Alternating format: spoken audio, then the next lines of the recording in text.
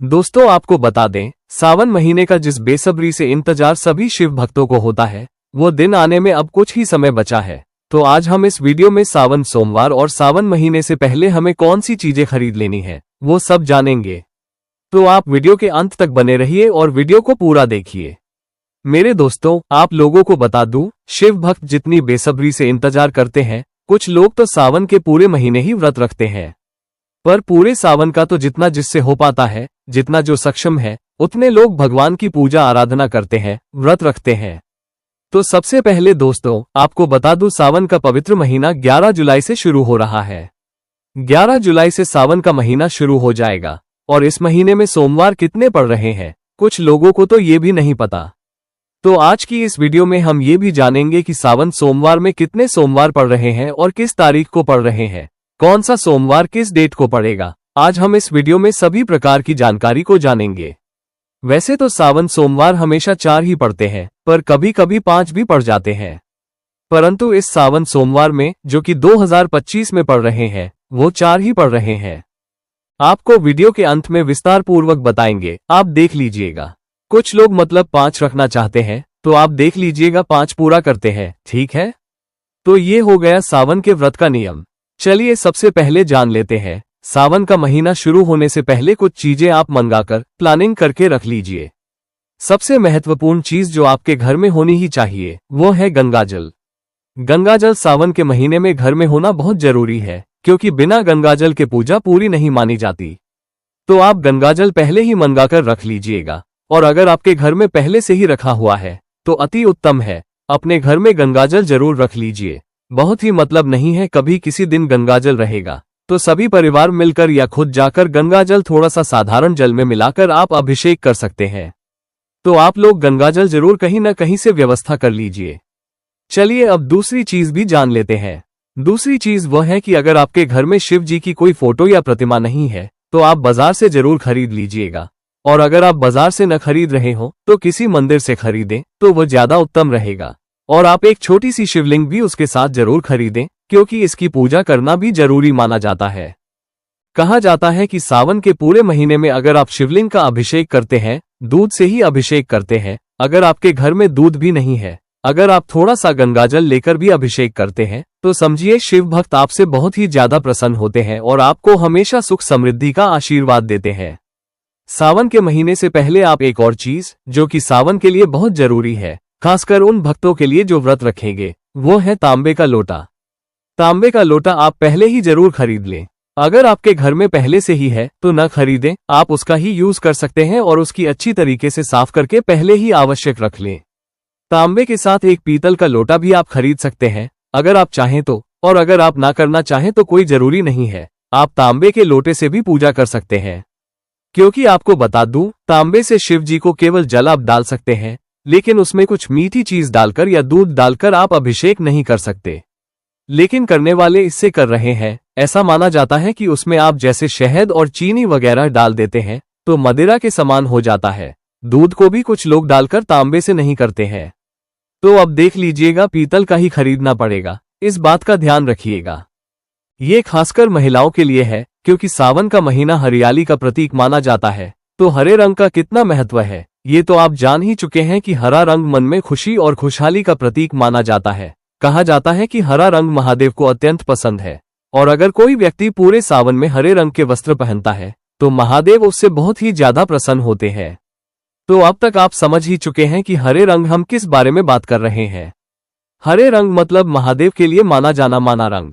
Suit, sari वगैरह, चुनरी print सावन में हरे और गुलाबी, नीले, पीले चुनरी का बहुत अधिक महत्व है। रेडी करके रख लीजिए। पूरे सावन कोशिश कीजिएगा हरा, गुलाबी, लाल, पीली चुनरी। एक और जरूरी बात, अगर आप हो सके तो जो सावन के 4 सोमवार पड़ रहे हैं, उन 4 सोमवारों में आप हरा रंग जरूर पहने। अगर पूरे महीने संभव नहीं है, कोई व्यक्ति पूरे महीने नहीं पहन पाता है, तो उनके लिए भी बता देते हैं कि अगर पूरे महीना आप हरे रंग के वस्त्र नहीं पहन सकते, पीले रंग के वस्त्र नहीं पहन सकते, तो आप उन 4 सोमवारों, क्योंकि महादेव के लिए माने जाते हैं, तो आप उन 4 सोमवारों में भी हरे रंग के वस्त्र पहन सकते हैं और उन वस्त्रों को पहनकर ही पूजा करें। अगर आपके पास हरे रंग के वस्त्र ना हो तो आप पहले ही सिलवा लें।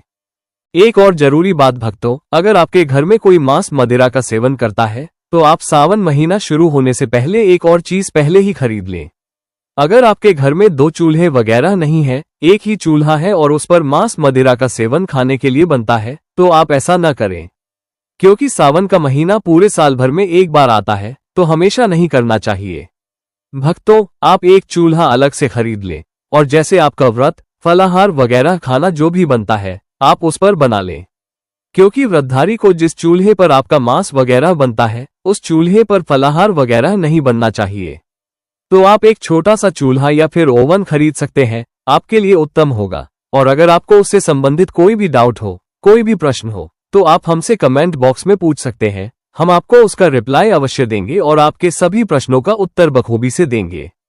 तो भक्तों, आपको किसी भी बात की चिंता करने की कोई आवश्यकता नहीं है, क्योंकि हम आपके लिए इतनी ज्ञानवर्धक जानकारी इकट्ठी कर रहे हैं, तो इतना तो हमारा भी फर्ज बनता है कि हम आपके सवालों का जवाब दें। दोनों चीज बनाने चाहिए, वरना नहीं बननी चाहिए, इस बात का आप लोग ध्यान रखिएगा। न उस पर बनानी चाहिए, अलग बर्तन रखिए, सेपरेट चूल्हा रखें तो ज्यादा बेहतर होगा। इंडक्शन चूल्हा वगैरह ले लीजिए, इसका 1-2 बर्तन ले लीजिए, लेकिन कोशिश कीजिएगा लिमिट में आप खरीदिए। और नॉनवेज वगैरह सावन में बिल्कुल मत खाएगा, जिनको भी कहते हैं तो खाने नहीं चाहिए। लेकिन मान लीजिए जो कहते हैं किसी के घर में लहसुन प्याज ही नहीं पड़ता है, तो नॉनवेज तो बहुत दूर की बात हो गई। अगली चीज आपको क्या खरीदनी है कि चूड़ी वगैरह, हरी चूड़ी और लाल चूड़ी रख लीजिएगा। पहले सोमवार के दिन ही माता गौरी को चढ़ा देनी है और चढ़कर पूरे सावन में हरी चूड़ी पहननी चाहिए। अगल बगल मतलब आगे पीछे आप लाल चूड़ी भी माता पार्वती के लिए डाल सकते हैं। और हरा तो शिव जी को हमारे पसंद है, भोले बाबा, ये भोले बाबा को तो हरी और लाल चूड़ी आपको जहां कहीं भी जाते हैं, अगर कांच की चूड़ियां दिख जाती हैं तो हरा खरीद कर जरूर रख लीजिएगा।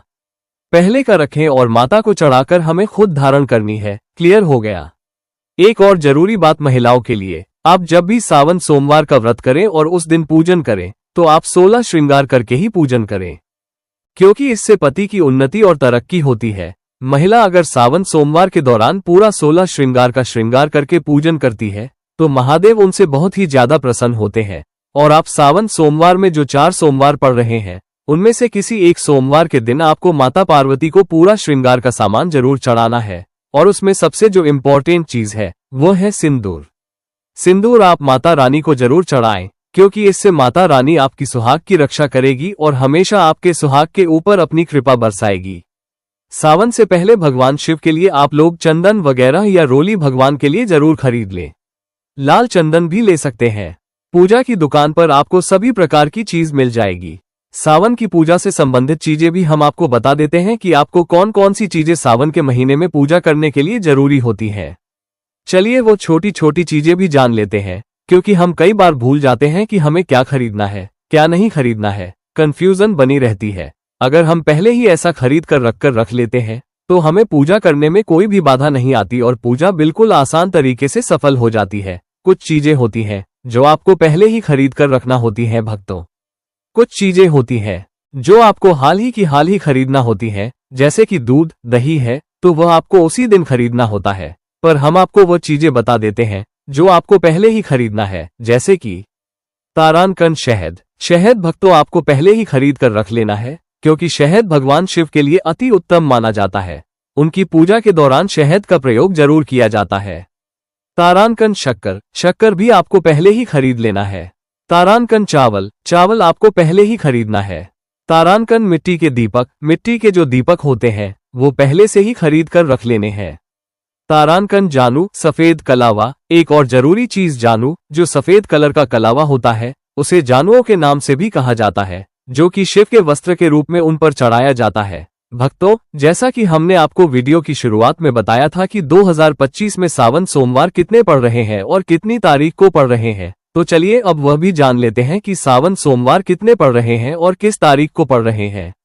ये तो हम आपको वीडियो में पहले ही बता चुके हैं कि 11 जुलाई से सावन का जो महीना है वो शुरू हो रहा है, यानी कि प्रारंभ हो रहा है।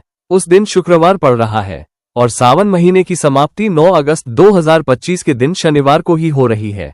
यहाँ पर सावन सोमवार के जो व्रत हैं वो 4 पड़ रहे हैं। श्रावण सोमवार व्रत की तारीखें इस प्रकार है। तारानकन पहला सावन सोमवार 14 जुलाई 2025 सोमवार। तारानकन दूसरा सावन सोमवार 21 जुलाई 2025 सोमवार। तारांकन तीसरा सावन सोमवार 28 जुलाई 2025 सोमवार।